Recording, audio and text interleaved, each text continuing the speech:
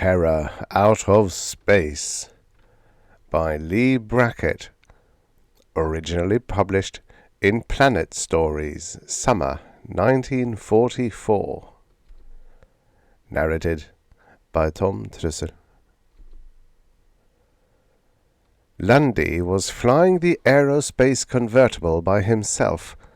He'd been doing it for a long time. So long that the bottom half of him was dead to the toes, and the top half even deader, except for two separate aches, like ulcerated teeth, one in his back, one in his head. Thick pearly-grey Venusian sky went past the speeding flyer in streamers of torn cloud. The rockets throbbed and pounded. Instruments jerked erratically under the swirl of magnetic currents that makes the Venusian atmosphere such a swell place for pilots to go nuts in. Jackie Smith was still out cold in the co-pilot's seat. From in back, beyond the closed door to the tiny inner cabin, Lundy could hear Farrell screaming and fighting. He'd been screaming a long time. Ever since the shot of Avertin Lundy had given him after he was taken had begun to wear thin. Fighting the straps and screaming, a hoarse, jarring sound with no sense in it. Screaming to be free because of it. Somewhere inside of Lundy, inside the rumpled, sweat-stoked black uniform of the Tri-World Police Special Branch, and the 5'6" of thick, springy muscle under it, there was a knot. It was a large knot, and it was very, very cold in spite of the sweltering heat in the cabin, and it had a nasty habit of yanking itself tight every few minutes, causing Lundy to jerk and sweat as though he'd been spiked. Lundy didn't like that cold, tight knot in his belly. It meant he was afraid. He'd been afraid before, plenty of times, and he wasn't ashamed of it. But right now he needed all the brains and guts he had to get it back to special headquarters at Via, and he didn't want to have to fight himself, too. Fear can screw things for you. It can make you weak when you need to be strong, if you're going to go on living. You and the other two guys depending on you. Lundy hoped he could keep from getting too much afraid and too tired, because it was sitting back there in its little strongbox in the safe, waiting for somebody to crack. Farrell was cracked right open, of course, but he was tied down. Jackie Smith had begun to show signs before he passed out, so that Lundy had kept one hand over the anesthetic needle gun holstered on the side of his chair. And Lundy thought, the hell of it is, you don't know when it starts to work on you. There's no set pattern, or if there is, we don't know it. Maybe right now the readings I see on those dials aren't there at all. Down below the torn grey clouds he could see occasional small patches of ocean. The black, still, tideless water of Venus that covers so many secrets of the planet's past. It didn't help Lundy any. It could be right or wrong, depending on what part of the ocean it was, and there was no way to tell. He hoped nothing would happen to the motors. A guy could get awfully wet out in the middle of that still black water. Farrell went on screaming. His throat seemed to be lined with impervium, screaming and fighting the straps, because it was locked up and calling for help. Jackie Smith stirred slightly, groaned, and opened his pale green eyes. "I'm cold," he said. "Hi, midget." Lundy turned his head. Normally he had a round, fresh, merry face, with bright, dark eyes and a white, small, boyish grin. Now he looked like something the waiter had swept out from under a table at 4 a.m. on New Year's Day. "You're cold," he said sourly. He licked sweat off his lips. "Oh, fine, that was all I needed." Jackie Smith stirred slightly, groaned, to joggle himself. His black tunic was open over his chest, showing the white strapping of bandages, and his left hand was thrust in over the locked top of the tunic's zipper. He was a big man, not any older than Lundy, with big, ugly, pleasant features, a shock of coarse, pale hair, and a skin like old leather. "On Mercury, where I was born," he said, "the climate is suitable for human beings. You old-world panty-waists—" He broke off, turned white under the leathery burn, and said through set teeth, "Oi, Farrell sure did a good job on me." "You're still alive," said Lundy. He tried not to think about how nearly both he and Smith had come to not living. Farrell had put up one hell of a fight when they caught up with him in a native village high up in the mountains of White Cloud. Lundy still felt sick about that. The bull meat, the hard boys, you didn't mind kicking around. But Farrell wasn't that kind. He was just a nice guy that got trapped by something too big for him. A nice guy, crazy blind in love with somebody that didn't exist. A decent hard-working guy with a wife and 2 kids who'd lost his mind, heart, and soul to a thing from outer space so that he was willing to kill to protect it. "Oh, hell," thought Lundy wearily, "won't he ever stop screaming?" The rockets beat and thundered. The torn grey sky whipped past. Jackie Smith sat rigid, with closed eyes, white around the lips and breathing in shallow, careful gasps. And Veer was still a long way off. Maybe farther off than he knew. Maybe he wasn't heading toward Veer at all. Maybe it was working on him, and he'd never know it till he crashed. The cold knot tightened in his belly like a cold blade stabbing. Lundy cursed. Thinking things like that was a sure way to punch your ticket right straight to blazes. But you couldn't help thinking about it. The thing you had caught in a special net of tight-woven metal mesh, aiming at something Farrell could see, but you couldn't. The thing you had forced into the glassite box and covered up with a black cloth, because you had been warned not to look at it. Lundy's hands tingled and burned, not unpleasantly. He could still feel the small savage thing fighting him, hidden in the net. It had felt vaguely cylindrical and terribly alive. Life. Life from outer space, swept out of a cloud of cosmic dust by the gravitic pull of Venus. Since Venus had hit the cloud, there had been a wave of strange madness on the planet. Madness like Farrell's, that had led to murder, and some things even worse. Scientists had some ideas about that life from out there. They'd had a lucky break and found one of the things dead, and there were vague stories going around of a crystalline-appearing substance that wasn't really crystal, about 3 inches long, and magnificently etched and fluted, and supplied with some odd little gadgets nobody would venture an opinion about. But the thing didn't do them much good, dead. They had to have one alive if they were going to find out what made it tick, and learn how to put a stop to what the telecommutators had chosen to call the madness from beyond, or the vampire lure. One thing about it everybody knew. The guys who suddenly went sluggy and charged off the rails all made it clear that they had met the ultimate dream woman of all women and all dreams. Nobody else could see her, but that didn't bother them any. They saw her, and she was she, and her eyes were always veiled. And she was a whiz at hypnosis and mind control. That's why she, or it, hadn't been caught alive before. Not before Lundy and Smith, with every scientific aid Special could give them, had tracked down Farrell and managed to get the breaks.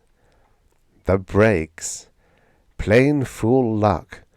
Lundy moved his throbbing head stiffly on his aching neck, blinked sweat out of his bloodshot eyes, and wished to hell he was home in bed.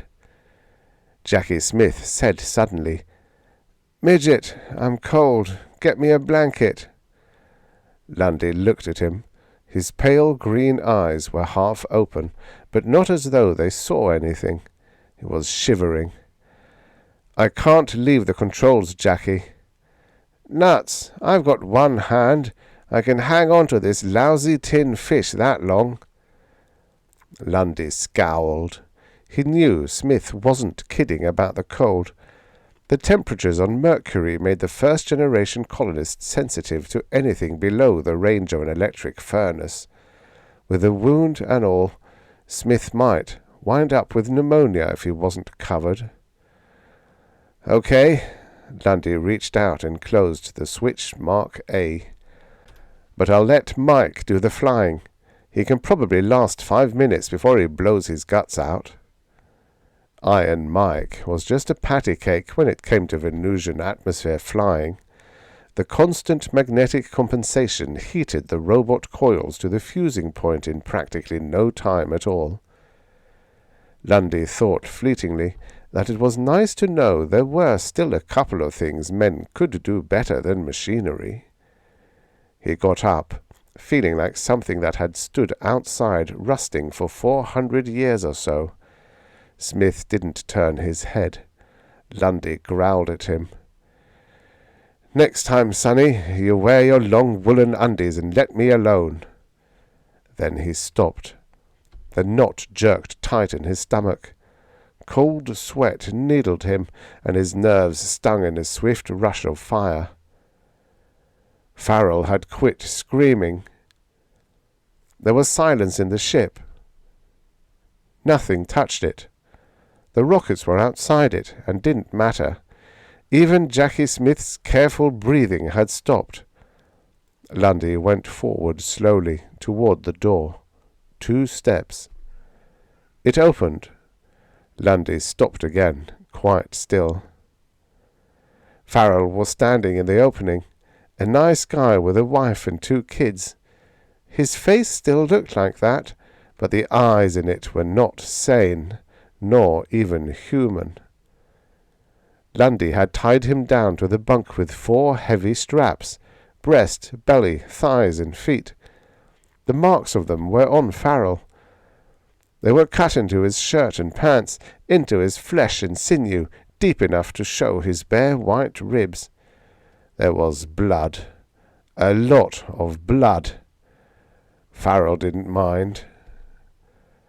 "I broke the straps," he said. He smiled at Lundy. "She called me, and I broke the straps." He started to walk to the safe in the corner of the cabin. Lundy gagged and pulled himself up out of a cold black cloud and got his feet to moving. Jackie Smith said quietly, "Hold it, midget. She doesn't like it there in the safe. She's cold, and she wants to come out." Lundy looked over his shoulder. Smith was hunched around in his seat, holding the needle gun from Lundy's holster on the pilot's chair. His pale green eyes had a distant, dreamy glow, but Lundy knew better than to trust it. He said, without inflection, "You've seen her?" No, but I've heard her." Smith's heavy lips twitched and parted. The breath sucked through between them, hoarse and slow. Farrell went down on his knees beside the safe. He put his hands on its blank and gleaming face and turned to Lundy. He was crying. "Open it! You've got to open it! She wants to come out! She's frightened!" Jackie Smith raised the gun a fraction of an inch. "Open it, midget," he whispered. "She's cold in there." Lundy stood still. The sweat ran on him, and he was colder than a frog's belly in the rain, and for no reason at all he said thickly, "No, she's hot. She can't breathe in there. She's hot." Then he jerked his head up and yelled. He came around to face Smith, unsteady but fast, and started for him. Smith's ugly face twisted as though he might be going to cry. "Midget, I don't want to shoot you. Open the safe." Lundy said, "You damned fool," with no voice at all, and went on. Smith hit the firing stud. The anesthetic needles hit Lundy across the chest. They didn't hurt much, just a stinging prick. He kept going. No reason. It was just something he seemed to be doing at the time. Behind him, Farrell whimpered once, like a puppy, and lay down across the little safe. He didn't move again. Lundy got down on his hands and knees and reached in a vague sort of way for the controls. Jackie Smith watched him with dazed green eyes. Quite suddenly, Iron Mike blew its guts out. The control panel let go a burst of blue flame. The glare and heat of it knocked Lundy backwards. Things hissed and snarled and ran together, and the convertible began to dance like a leaf in a gale. The automatic safety cut the rockets dead. The ship began to fall. Smith said something that sounded like "she," and folded up in his chair. Lundy rubbed his hand across his face. The lines of it were blurred and stupid. His dark eyes had no sense in them. He began to crawl over the lurching floor toward the safe. The clouds outside ripped and tore across the ship's nose, and presently only water showed. Black, still, tideless water dotted with little islands of floating weed that stirred and slithered with a life of their own. Black water rushing up. Lundy didn't care. He crawled through Farrell's blood, and he didn't care about that either.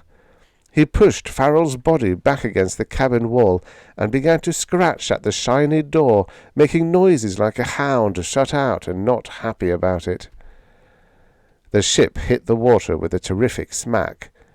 Spray gazed up, dead white against the black sea, fell back and closed in. Presently even the ripples went away. Dark green weed islands twined sinuously upon themselves.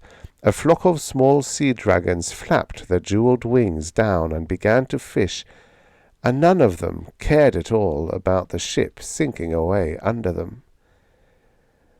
Not even Lundy cared, out cold in the space-tight cabin, with his body wedged up against the safe and tears drying with the sweat on his stubbled cheeks.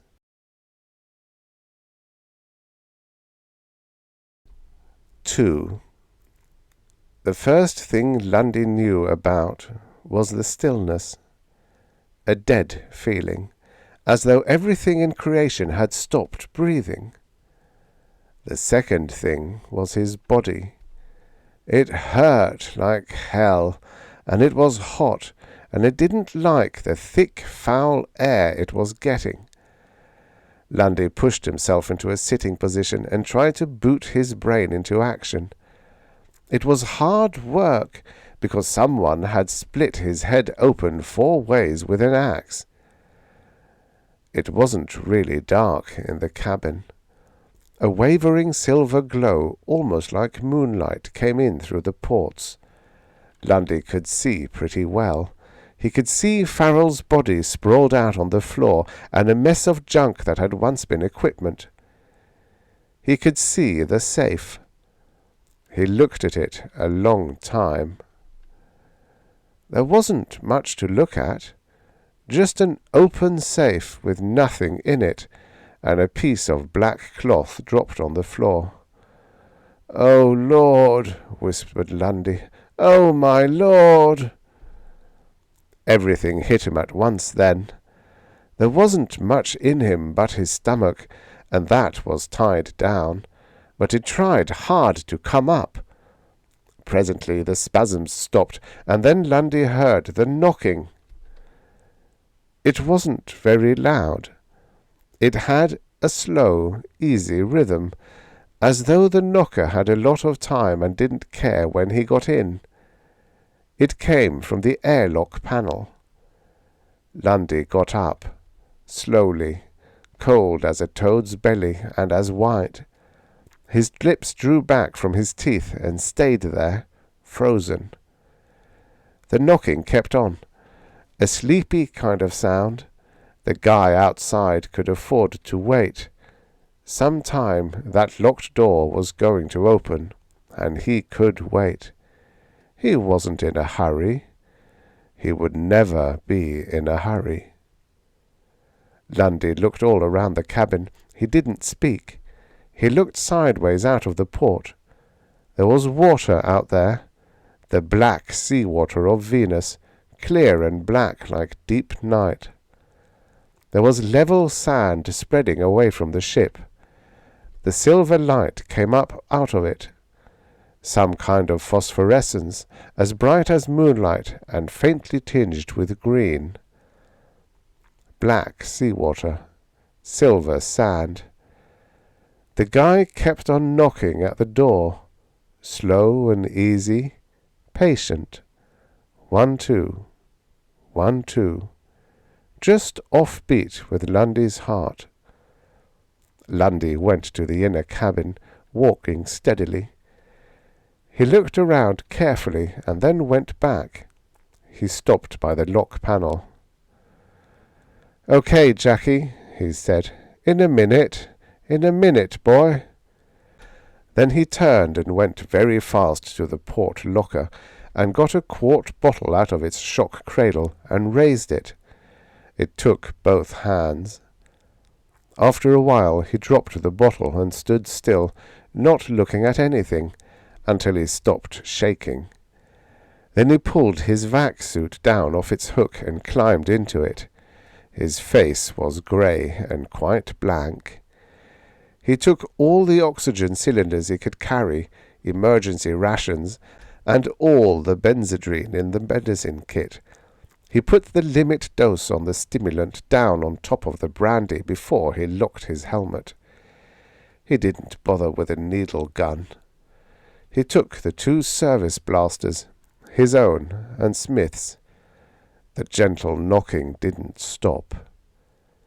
He stood for a moment, looking at the open safe and the black cloth dropped beside it. Something cruel came into his face. A tightness, a twitching and setting of the muscles, and a terrible look of patience. Being under water wouldn't bother a thing from outer space.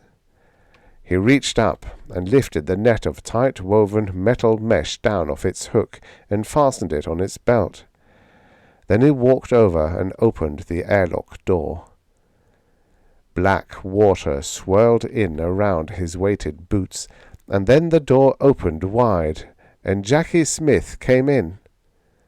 He'd been waiting in the flooded lock chamber, kicking his boots against the inner door, easy, with a slow breathing of the sea. Now the water pushed his feet down and held him upright from behind, so he could walk in and stand looking at Lundy. A big blond man with green eyes and white bandages strapped under his open black tunic, looking at Lundy. Not long, only for a second, but long enough. Lundy stopped himself after the third scream. He had to, because he knew if he screamed again he'd never stop.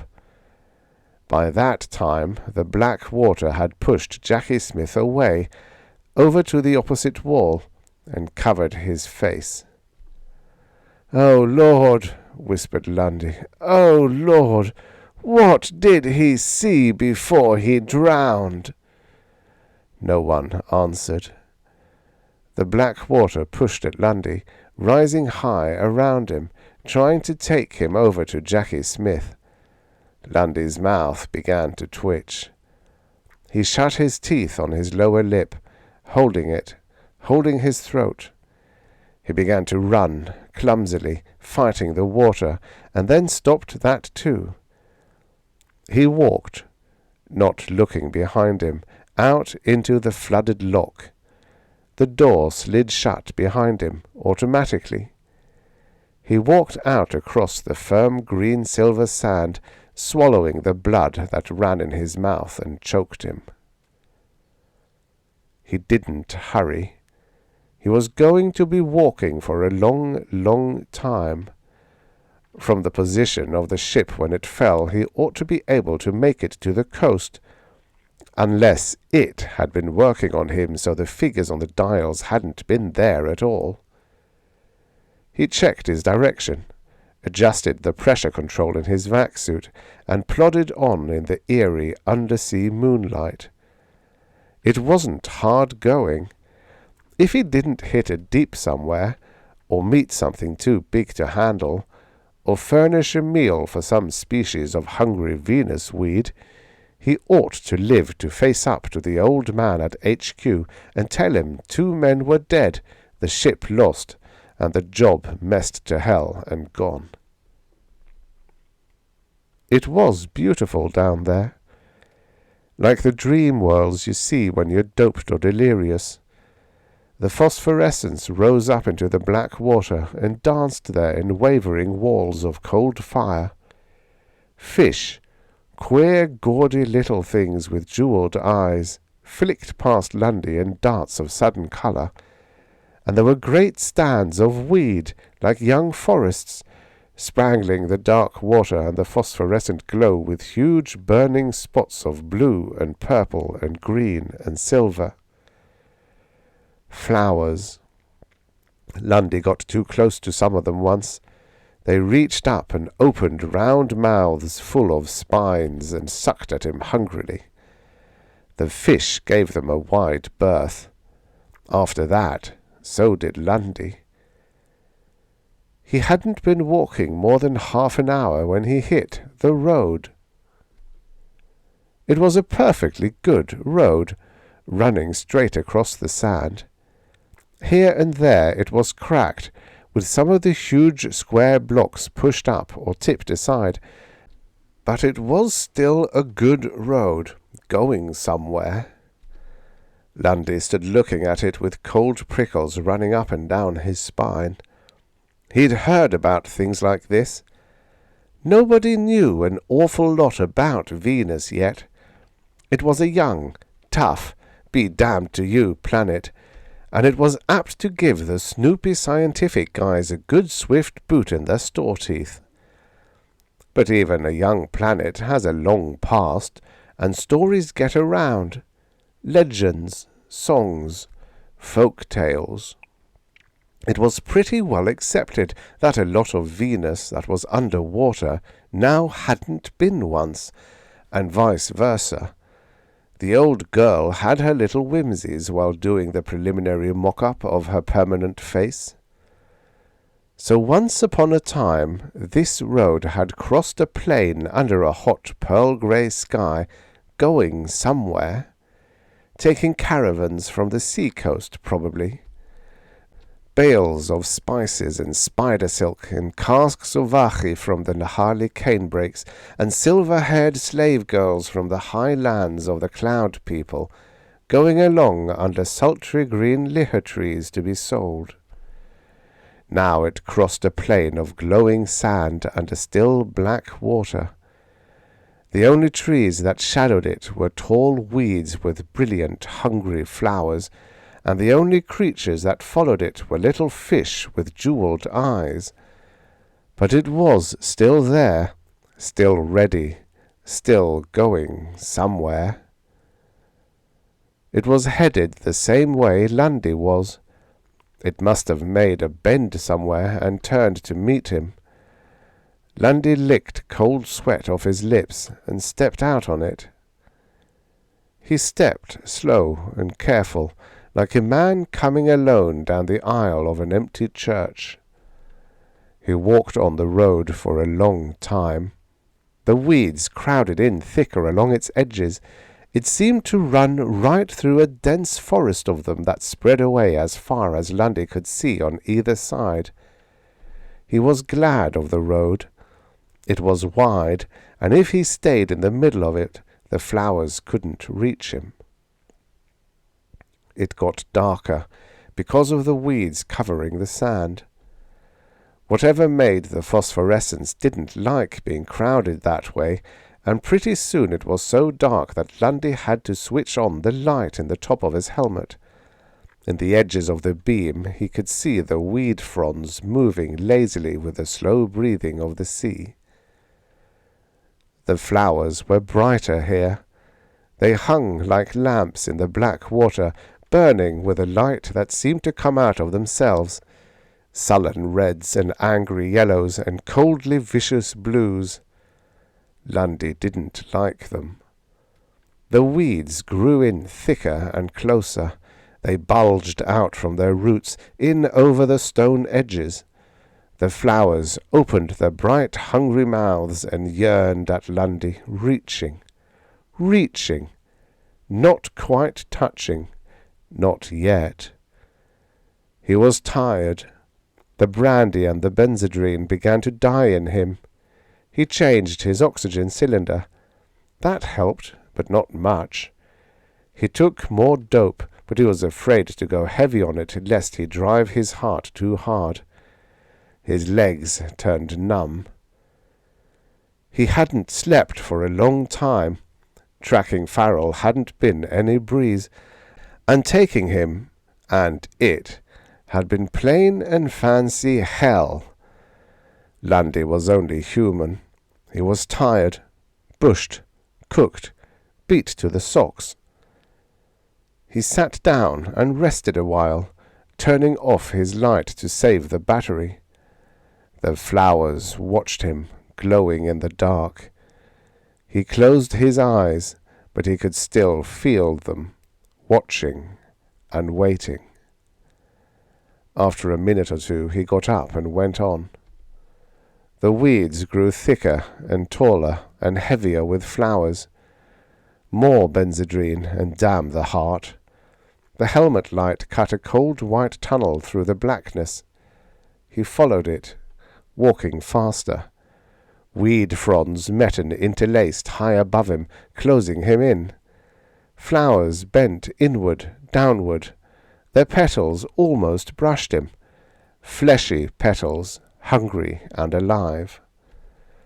He started to run over the wheel ruts and the worn hollows of the road that still went somewhere under the Black Sea. Lundy ran clumsily for a long time between the dark and pressing walls. The flowers got closer. They got close enough to catch his vac suit, like hands grasping and slipping and grasping again. He began using the blaster. He burned off a lot of them that way. They didn't like it. They began swaying in from their roots and down from the laced ceiling over his head. They hurt. They were angry. Lundy ran, sobbing without tears. The road did him in. It crossed him up, suddenly, without warning. It ran along smoothly under the tunnel of weeds, and then it was a broken, jumbled mass of huge stone blocks, tipped up and thrown around like something a giant's kid got tired of playing with. And the weeds had found places to stand in between them. Lundy tripped and fell, cracking his head against the back of his helmet. For a moment all he could see was bright light flashing. Then that stopped, and he realized he must have jarred a connection loose somewhere because his own light was out. He began to crawl over a great tilted block. The flowers burned bright in the darkness, bright and close, very close. Lundy opened his mouth. Nothing came out but a hoarse animal whimper. He was still holding the blaster. He fired it off a couple of times, and then he was on top of the block, lying flat on his belly. He knew it was the end of the line, because he couldn't move any more. The bright flowers came down through the dark. Lundy lay watching them.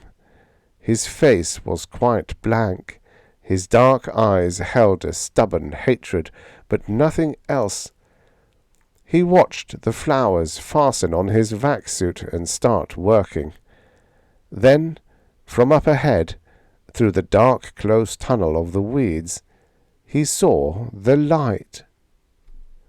It flared out suddenly, like lightning, a sheet of hot bright gold cracking out like a whipped banner, lighting the end of the road, lighting the city and the little procession coming out of it.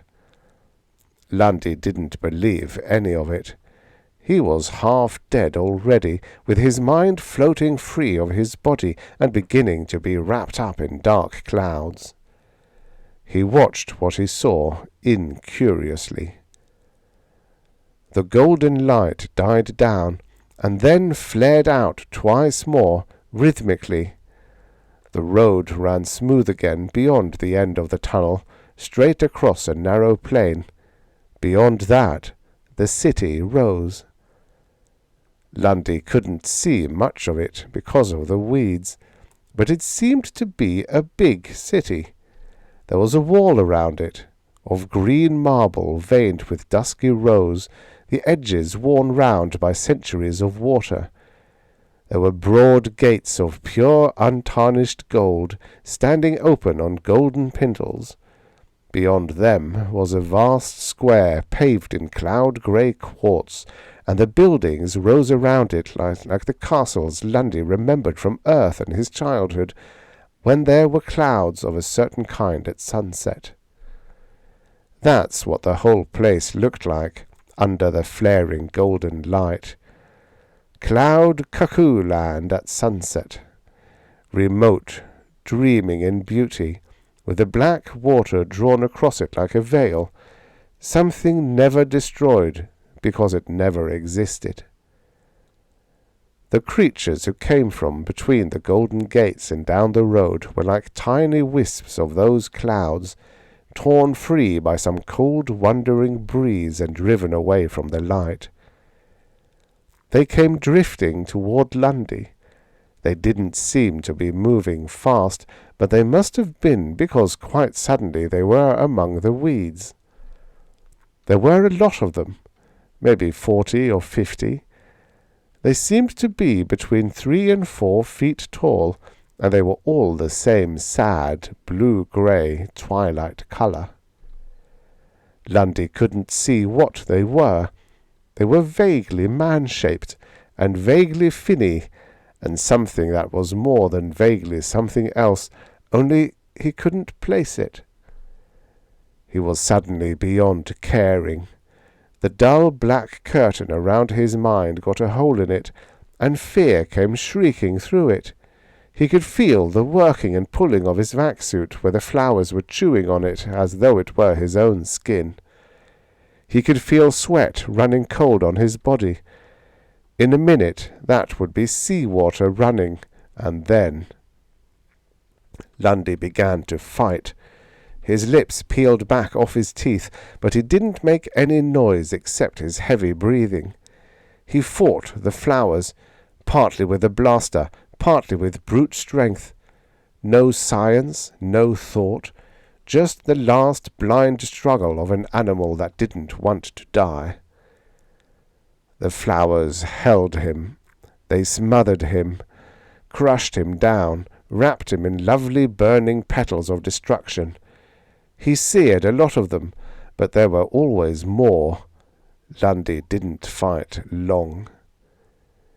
He lay on his back, his knees drawn up a little toward a rigid, knotted belly, blind with sweat, his heart kicking him like a logger's boot, cold, tense, waiting. And then the flowers went away. They didn't want to. They let go reluctantly, drawing back and snarling like cats robbed of a fat mouse, making small hungry feints at him. But they went. Lundy came nearer fanning off for keeps than he had ever had. Reaction wrung him out like a wet bar rag. His heart quit beating. His body jerked like something on a string. Then, through a mist that might have been sweat, or tears, or the edge of the hereafter, he saw the little blue-grey people looking down at him. They hovered in a cloud above him, holding place with membranes as fluttering and delicate as bird calls on a windy day. The membranes run between arm and leg members, both of which had thin, flat swimming webs. There were suckers on the legs, about where the heels would have been if they'd had feet. Their bodies were slender and supple, and definitely feminine without having any of the usual human characteristics. They were beautiful. They weren't like anything Lundy had ever seen before or even dreamed about, but they were beautiful. They had faces, queer little pixie things without noses. Their mouths were round and tiny, but rather sweet, but their eyes were the dominant feature. Huge, round, golden eyes with pupils of deep brown. Soft eyes, gentle, inquiring. It made Lundy feel like crying, and so scared that it made him mad. The flowers kept weaving around hopefully. When one got too close to Lundy, one of the little people would slap it gently, the way you would a pet dog, and shoo it away. "Do you live?" 3. Lundy wasn't surprised by the telepathic voice. Thought communication was commoner than speech, and a lot simpler in many places on the inhabited worlds. Special gave its men a thorough training in it. "I live, thanks to you." There was something in the quality of the brain he touched that puzzled him. It was like nothing he'd ever met before. He got to his feet, not very steadily. "You came just in time. How did you know I was here?" "Your fear thoughts carried to us. We know what it is to be afraid, so we came." "There's nothing I can say but thank you." "But of course we helped. Why not? You needn't thank us." Lundy looked at the flowers burning sullenly in the gloom. "How is it you can boss them around? Why don't they—" "But they're not cannibals. Not like the others." There was pure cold dread in that last thought. Cannibals? Lundy looked up at the cloud of dainty blue-grey woman things. His skin got cold, and a size too small for him. Their soft golden eyes smiled down at him. "We're different from you, yes, just as we're different from the fish. What is your thought? Bright things growing, weed, yes, they're kin to us." Kin, thought Lundy. Yeah, about like we are to the animals. Plants. Living plants were no novelty on Venus. Why not plants with thinking minds? Plants that carried their roots along with them and watched you with sad, soft eyes. "Let's get out of here," said Lundy. They went down along the dark tunnel and out onto the road, and the flowers yearned like hungry dogs after Lundy, but didn't touch him. He started out across the narrow plain, with the plant women drifting cloud-like around him. Seaweed, little bits of kelp that could talk to you. It made Lundy feel queer. The city made him feel queer too. It was dark when he first saw it from the plain, with only the moonlight glow of the sand to touch it. It was a big city, stretching away behind its barrier wall. Big and silent and very old, waiting there at the end of its road. It was curiously more real in the dim light. Lundy lost trace of the water for a moment. It was like walking toward a sleeping city in the moonlight, feeling the secretive, faintly hostile strength of it led and leashed until dawn. Only there would never be a dawn for this city. Never any more. Lundy wanted suddenly to run away. "Don't be afraid. We live there. It's safe." Lundy shook his head irritably. Quite suddenly the brilliant light flared out again, 3 regular flashes.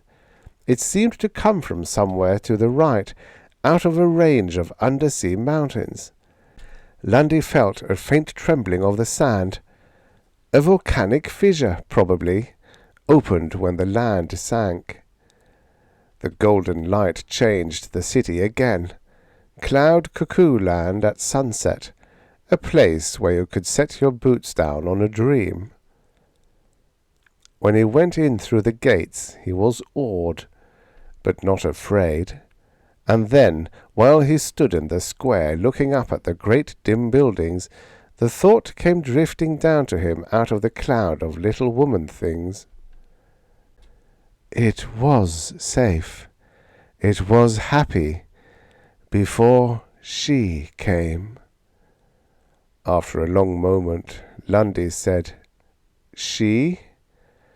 We haven't seen her, but our mates have. She came a little while ago and walked through the streets, and all our mates left us to follow her. They say she's beautiful beyond any of us, and her eyes are hidden, and they have to see them. They have to look into her eyes and go crazy, so they follow her." The sad little blue-grey cloud stirred in the dark water. Golden eyes looked down at him. "How did you know? Do you follow her too?" Lundy took a deep, slow breath. The palms of his hands were wet. Yes, I followed her too." "We feel your thought." They came down close around him. The delicate membranes fluttered like fairy wings. Their golden eyes were huge and soft and pleading. "Can you help us? Can you bring our mates back safe? They've forgotten everything. If the others should come—" "The others?" Lundy's brain was drowned in stark and terrible fear. Pictures came through it, vague gigantic dreams of nightmare. "They come, riding the currents that go between the hot cracks in the mountains and the cold deeps. They eat, they destroy." The little woman things were shaken suddenly like leaves in a gust of wind. "We hide from them in the buildings. We can keep them out, away from our seed and the little new ones. But our mates have forgotten. If the others come while they follow her, outside and away from safety, they'll all be killed. We'll be left alone, and there'll be no more seed for us, and no more little new ones." They pressed in close around him, touching him with their small blue-grey forefins. "Can you help us? Oh, can you help us?" Lundy closed his eyes. His mouth twitched and set. When he opened his eyes again, they were hard as agates. "I'll help you," he said, "or die trying." It was dark in the great square, with only the pale sand-glow seeping through the gates. For a moment the little blue-grey woman creatures clung around him, not moving, except as the whole mass of them swayed slightly with the slow rhythm of the sea. Then they burst away from him, outward, in a wild surge of hope, and Lundy stood with his mouth open, staring. They weren't blue-grey any longer. They glowed suddenly, their wings and their dainty supple bodies a warm soft green that had a vibrant pulse of life behind it, and they blossomed. The long, slender, living petals must have been retracted like the fronds of a touch-me-not while they wore the sad blue-grey. Now they broke out like coronals of flame around their small heads. Blue and scarlet and gold, poppy red and violet and flame, silver white and warm pink like a morning cloud, streaming in the black water, streaming from small green bodies that rolled and tumbled high up against the dark, dreaming buildings, like the butterflies that had danced there before the sunlight was lost forever. Quite suddenly, then, they stopped. They drifted motionless in the water, and their colours dimmed. Lundy said, "Where are they?" "Deep in the city, beyond our buildings here, in the streets where only the curious young ones ever go. Oh, bring them back! Please bring them back!" "If I come back myself," said Lundy, "I'll bring them." He left them hovering in the great dark square and went on into the city. He walked down broad paved streets channeled with wheel ruts and hollowed by generations of sandalled feet. The great water-worn buildings lifted up on either side, lighted by the erratic glare of the distant fissure. The window openings, typical of most Venusian architecture, were covered by grilles of marble and semi-precious stone, intricately hand-pierced like bits of jewellery. The great golden doors stood open on their uncorroded hinges. Through them Lundy could watch the life of the little plant people being lived. In some of the buildings the lower floor had been covered with sand. Plant women hovered protectively over them, brushing the sand smooth where the water disturbed it. Lundy guessed that these were seed beds. In other places there were whole colonies of tiny flower things still rooted in the sand, a pale spring haze of green in the dimness. They sat in placid rows, nodding their pastel baby coronals and playing solemnly with bits of bright weed and coloured stones. Here, too, the plant women watched and guarded lovingly. Several times Lundy saw groups of young plantlings, grown free of the sand, being taught to swim by the woman creatures, tumbling in the black water like bright petals on a spring wind. All the women were the same sad blue-grey, with their blossoms hidden. They'd stay that way, unless he, Lundy, could finish the job Special had sent him to do. The job he hadn't been quite big enough to handle up to now. Farrell, with the flesh flayed off his bones, and not feeling it because she was all he could think of. Jackie Smith, drowned in a flooded lock because she wanted to be free, and he had helped her. Was this Lundy guy so much bigger than Farrell and Smith, and all the other men who had gone crazy over her? Big enough to catch the vampire lure in a net and keep it there, and not go nuts himself? Lundy didn't feel that big. Not anywhere near that big. He was remembering things. The first time he'd had it in a net. The last few minutes before the wreck, when he'd heard her crying for freedom from inside the safe. Jackie Smith's face when he walked in with the water from the flooded lock, and his, Lundy's, own question. Oh, Lord, what did he see before he drowned? The tight, cold knot was back in Lundy's belly again, and this time it had spurs on. He left the colony behind him, walking down empty streets lit by the rhythmic flaring of the volcanic fissure. There was damage here. Pavements cracked and twisted with the settling, towers shaken down, the carved stone jalousies split out of the windows. Whole walls had fallen in. in some places, and most of the golden doors were wrecked, jammed wide open, or gone entirely. A dead city, so dead and silent that you couldn't breathe with it, and so old it made you crawl inside. A swell place to go mad in, following a dream. After a long time, Lundy saw them, the mates of the little seaweed women, a long, long trail of them like a flight of homing birds winding between the dark and broken towers. They looked like their women, a little bigger, a little coarser, with strong, tough, dark green bodies and brilliant coronals. Their golden eyes were fixed on something Lundy couldn't see, and they looked like the eyes of Lucifer yearning at the gates of heaven. Lundy began to run against the water, cutting across a wide plaza to get under the head of the procession. He unhooked the net from his belt with hands that felt like a couple of dead fish.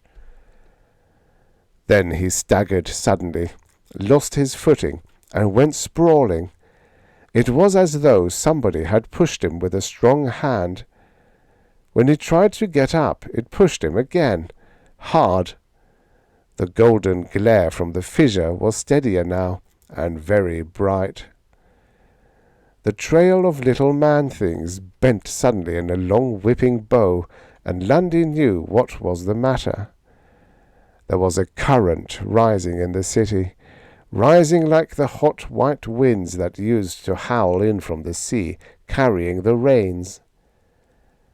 They ride the currents that go between the hot cracks in the mountains and the cold deeps. They eat, they destroy. The others who were cannibals. She led the bright trail of plant-men between the towers, and there was a current rising in the streets. Lundy got up. He balanced himself against the thrust of the current and ran, following the procession. It was clumsy work, with the water and his leaded boots. He tried to gauge where it, or she, was from the focus of the plant men's eyes. The hot light flared up brighter. The water pulled and shoved at him. He looked back once, but he couldn't see anything in the shadows between the towers. He was scared. He shook the net out, and he was scared. Funny that it, or she, didn't see him. Funny it didn't sense his mind, even though he tried to keep it closed. But he wasn't a very big object down there in the shadows under the walls, and creating an illusion for that many minds would be a strain on anything, even a creature from outer space. He'd had the breaks once before, when he caught up with Farrell. He prayed to have them again. He got them, for what good it did him. The current caught the procession and pulled it down close to Lundy. He watched their eyes. She was still leading them. She had a physical body, even if you couldn't see it, and the current would pull it, no matter how tiny it was. He cast his net out fast. It bellied out in the black water and came swooping back to his pull, and there was something in it. Something tiny and cylindrical and vicious. Something alive. He drew the net tight, shivering and sweating with nervous excitement.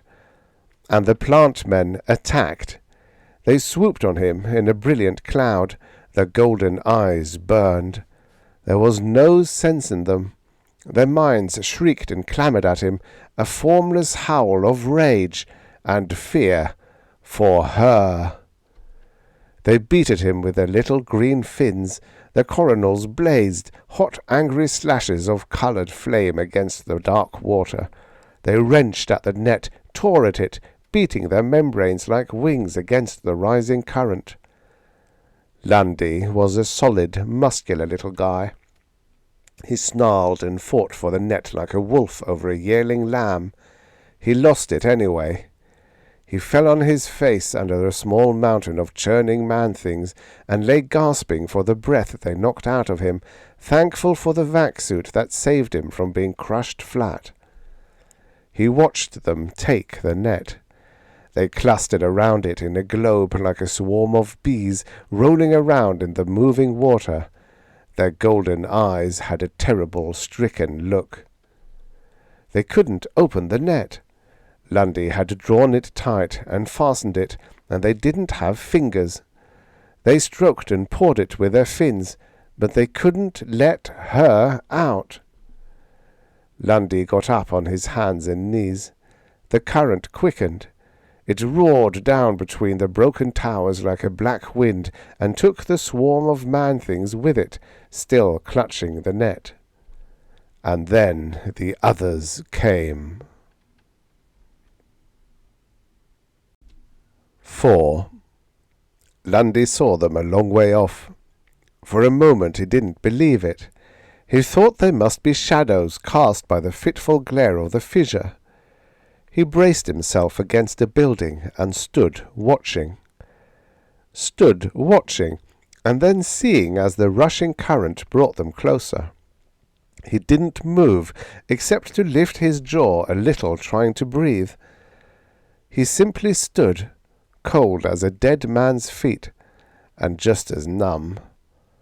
They looked something like the giant rays he'd seen back on Earth, only they were plants. Great, sleek bulbs of kelp with their leaves spread like wings to the current. Their long teardrop bodies ended in a flange like a fishtail that served as a rudder, and they had tentacles for arms. They were coloured a deep red-brown like dried blood. The golden flare of the fissure made their cold eyes gleam. It showed their round mouth-holes full of sharp hair-spines and the stinging deadly cups on the undersides of their huge tentacles. Those arms were long enough and tough enough to pierce even the fabric of a vac suit. Lundy didn't know whether they ate flesh or not, but it didn't matter. He wouldn't care after he'd been slapped with one of those tentacles. The net with her in it was getting away from him, and the others were coming down on top of him. Even if he'd wanted to quit his job right then, there wasn't any place to hide in these ruined, doorless buildings. Lundy shot his suit full of precious oxygen and added himself to the creatures riding that black current to hell. It swept him like a bubble between the dead towers, but not fast enough. He wasn't very far ahead of the kelp things. He tried to swim, to make himself go faster, but it was like racing an oared dinghy against a fleet of 16-meter sloops with everything set. He could see the cluster of plant men ahead of him. They hadn't changed position. They rolled and tumbled in the water, using a lot of the forward push to go around with, so that Lundy was able to overhaul them. But not fast enough. Not nearly fast enough. The hell of it was, he couldn't see anything to do if he got there. The net was way inside the globe. They weren't going to let him take it away. And if he did, what would it get anybody? They'd still follow her without sense enough to run away from the kelp beasts. Unless... It hit Lundy all of a sudden. A hope, a solution. Hit him neatly as the leading kelp thing climbed up on his heels and brought its leaf wings in around him hard. Lundy let go an animal howl of fear and kicked wildly, shooting more air into his suit. He went up fast, and the wings grazed his boots but didn't quite catch him. Lundy rolled over and fed the thing a full charge out of his blaster, right through the eye. It began to thrash and flounder like a shot bird. The others, coming right behind it, got tangled up with it, and then stopped to eat. Pretty soon there were a lot of them tumbling around it and fighting like a flock of gulls over a fish. Lundy swam furiously, cursing the clumsy suit. There were a lot of the things that hadn't stopped, and the ones that had wouldn't stay long. Lundy kicked and strained and sweated. He was scared.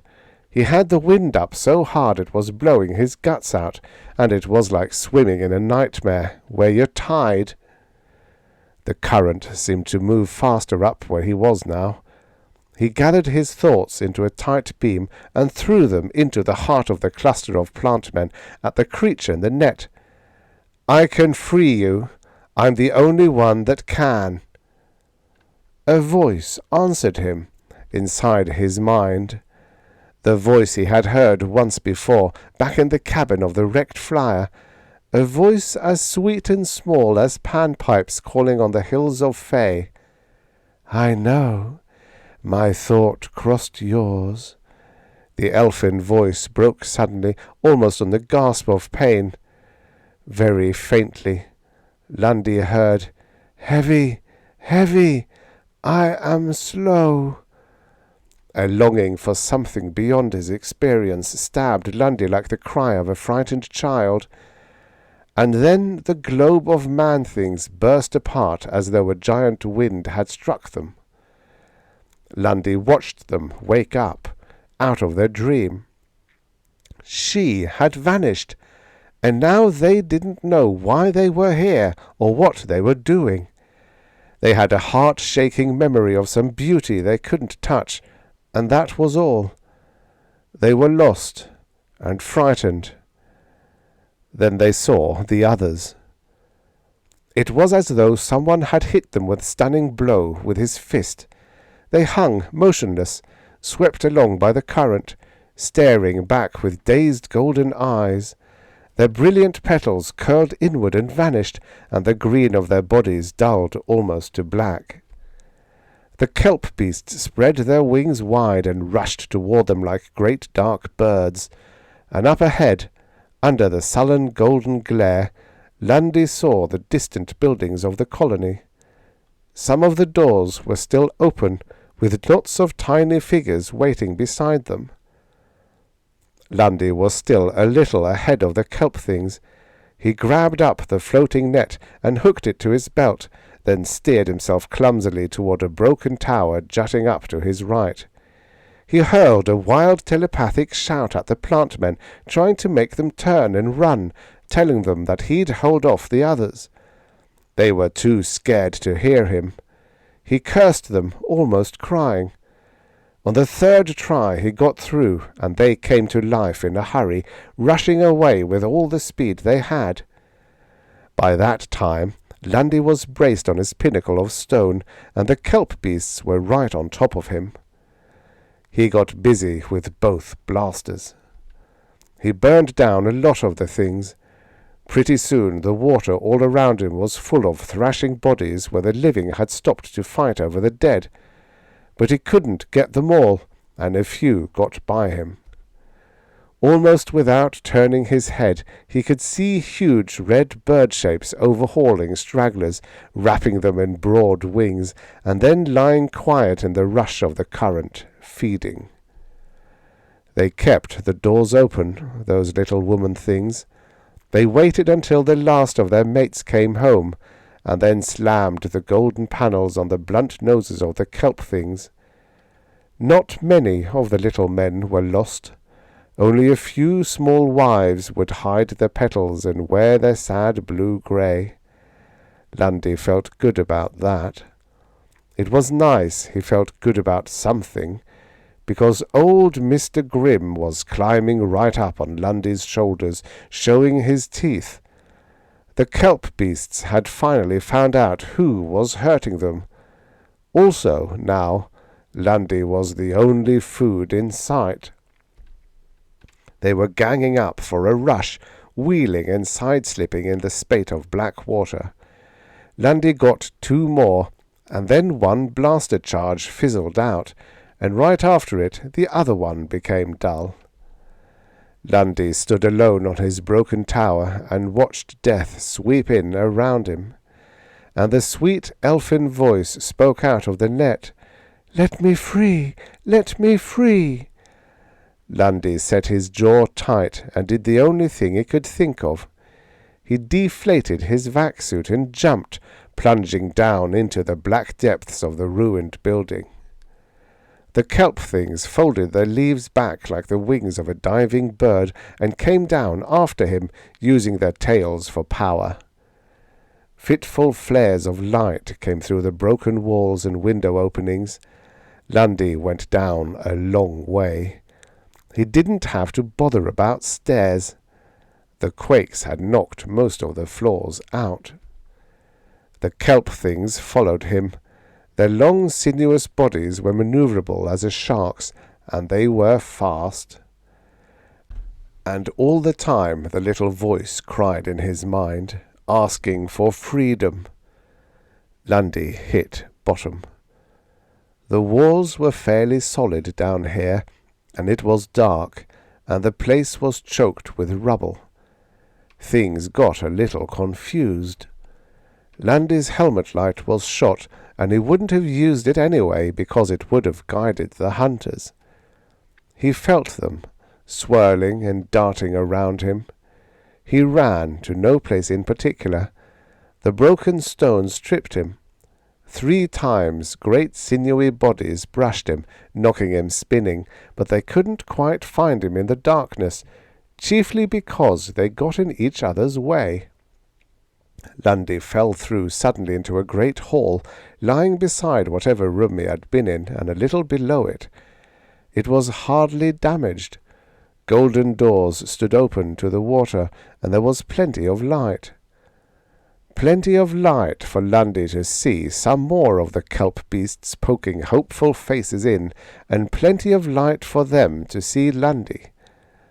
The elfin voice called, "Let me out! Let me out!" Lundy didn't have breath enough left to curse. He turned and ran, and the kelp beasts gave a lazy flirt of their tails and caught up with him in the first 30 feet. They almost laughed in his face. The only thing that saved Lundy was that when they opened their leaf wings to take him, they interfered with each other. It slowed them, just for a moment, just long enough for Lundy to see the door. A little door of black stone, with no carving on it, standing half open on a golden pivot, about 10 feet away. Lundy made for it. He dodged out from under one huge swooping wing, made a wild leap that almost tore him apart, and grabbed the edge of the door with his hands, doubling up and pulling. A tentacle tip struck his feet. His lead boots hit the floor, and for a minute he thought his legs were broken. But the surge of water the blow made helped to carry him in through the narrow opening. 6 blunt red-brown heads tried to come through after him, and were stopped.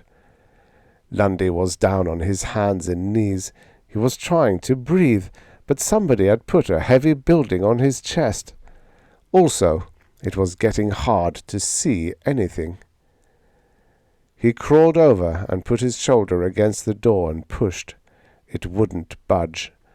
The building had settled and jammed the pivot for keeps. Even the butting kelp things couldn't jar it. But they kept on trying. Lundy crawled away. After a while, some of the weight went off his chest, and he could see better. A shaft of fitful golden light shot in through a crack about 10 feet above him. A small crack, not even big enough to let a baby in and out. It was the only opening other than the door. The room was small, too. The stone walls were dead black, without ornament or carving, except on the rear wall. There was a square block of jet there, about 8 feet long by 4 wide, hollowed in a peculiar and unpleasantly suggestive fashion. Above it there was a single huge ruby set in the stone, burning red like a foretaste of hell-fire. Lundy had seen similar small chambers in old cities still on dry land. They were where men had gone to die for crimes against society and the gods. Lundy looked at the hungry monsters pushing at the immovable door and laughed.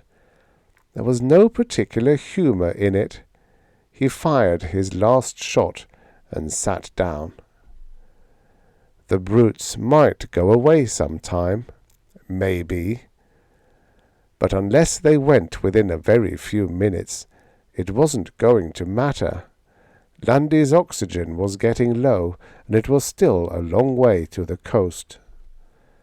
The voice from the net cried out, "Let me free!" "The hell with you," said Lundy. He was tired. He was so tired he didn't care much whether he lived or died. He made sure the net was fast to his belt and tightly closed. "If I live, you go back to Via with me. If I die, well, you won't be able to hurt anybody again. There'll be one less devil loose on Venus." "Free! Free! Free! I must be free! This heavy weight—" "Sure, free to lead guys like Farrell into going crazy and leaving their wives and kids. Free to kill." He looked with sultry eyes at the net. "Jackie Smith was my pal. You'd think I'd let you go? You think anything you could do would make me let you go?" Then he saw her. Right through the net, as though the metal mesh was cellophane. She crouched there in his lap, a tiny thing less than 2 feet high, doubled over her knees.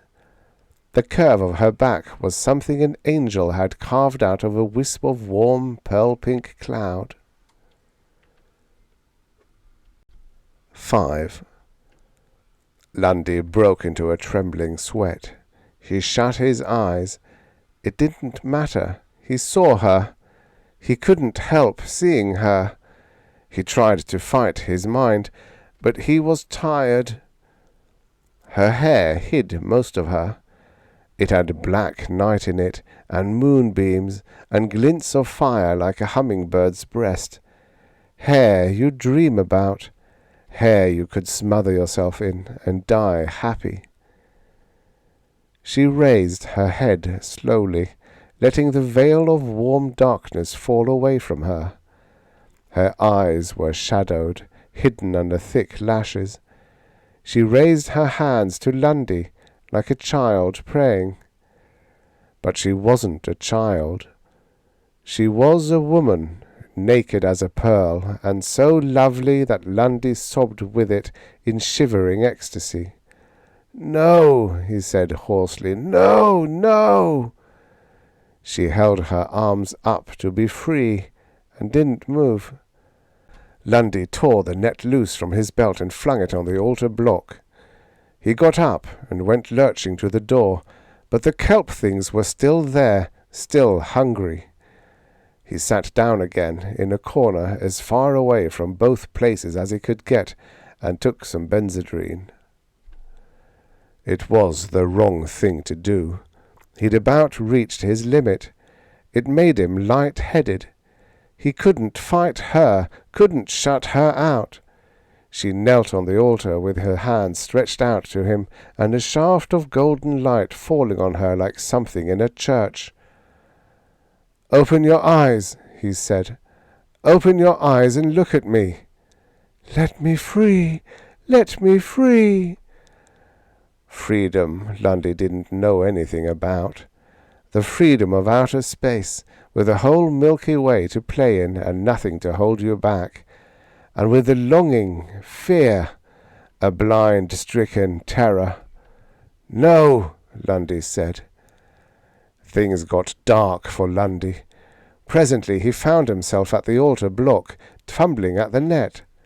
He wrenched away and went stumbling back to his corner. He was twitching all over like a frightened dog. "Why do you want to do it? Why do you have to torture men, drive them crazy for something they can't have, kill them?" "Torture? Crazy? Kill? I don't understand. They worship me. It is pleasant to be worshipped." "Pleasant?" Lundy was yelling aloud and didn't know it. "Pleasant, damn you! So you kill a good guy like Farrell and drown Jackie Smith—" "Kill? Wait. Give me the thought again." Something inside Lundy turned cold and still, holding its breath.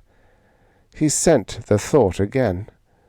Death, cessation, silence, and the dark. The tiny glowing figure on the black stone bent over its knees again, and it was sadder than a seabird's cry at sunset. "So will I be soon. So will all of us. Why did this planet take us out of space? The weight, the pressure breaks and crushes us, and we can't get free. In space there was no death, but now we die." Lundy stood quite still. The blood beat like drums in his temples. "You mean that all you creatures out of space are dying? That the madness will stop of itself?" "Soon, very soon. There was no death in space. There was no pain. We didn't know about them. Everything here was new, to be tasted and played with. We didn't know." "Hell," said Lundy, and looked at the creatures beating at the crack of the stone door. He sat down. "You, too, will die." Lundy raised his head slowly. His eyes had a terrible brightness. "You like to be worshipped," he whispered. "Would you like to be worshipped after you die? Would you like to be remembered always as something good and beautiful? A goddess?" "That would be better than to be forgotten." "Will you do what I ask of you, then? You can save my life, if you will. You can save the lives of a lot of those little flower people. I'll see to it that everyone knows your true story. Now you're hated and feared, but after that you'll be loved." "Will you let me free of this net?" "If you promise to do what I ask." "I would rather die at least free of this net." The tiny figure trembled and shook back the veil of dark hair. "Hurry, tell me." "Lead these creatures away from the door. Lead all of them in the city away to the fire in the mountain where they'll be destroyed." "They will worship me. It is better than dying in a net. I promise." Lundy got up and went to the altar. His feet were not steady. His hands were not steady, either, untying the net.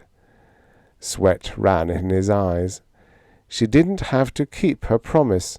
She didn't have to. The net fell away. She stood up on her tiny pink feet. Slowly, like a swirl of mist straightening in a little breeze, she threw her head back and smiled. Her mouth was red and sulky, her teeth whiter than new snow. Her lowered lids had faint blue shadows traced on them. She began to glow, in the golden shaft of light, like a pillar of cloud rising toward the sun. Lundy's heart stood still. The clear gleam of her skin, the line of her throat and her young breasts, the supple turn of her flank and thigh. "You worship me too." Lundy stepped back, 2 lurching steps. "I worship you," he whispered. "Let me see your eyes."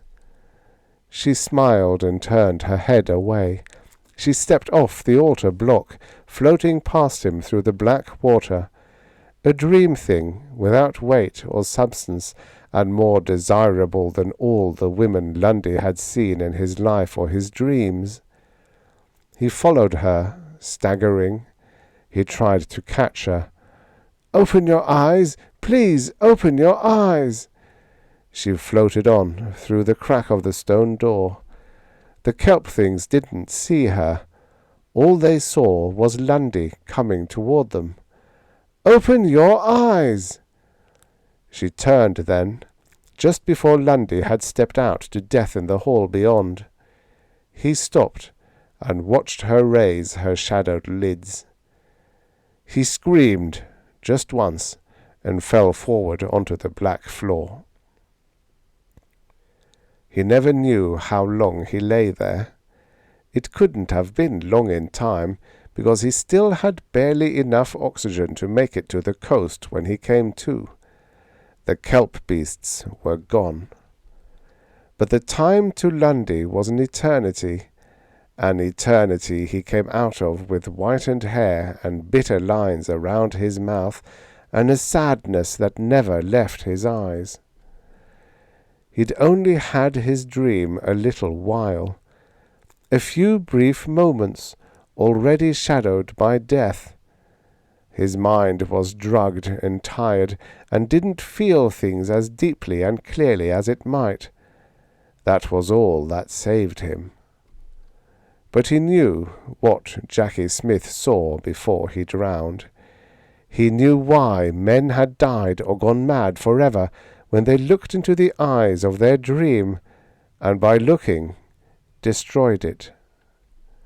Because behind those shadowed, perfect lids, there was nothing. The end. Subscribe for your daily stories of futures past. Maybe there ain't no such thing as a free lunch, but there is such a thing as a free story. Enjoy.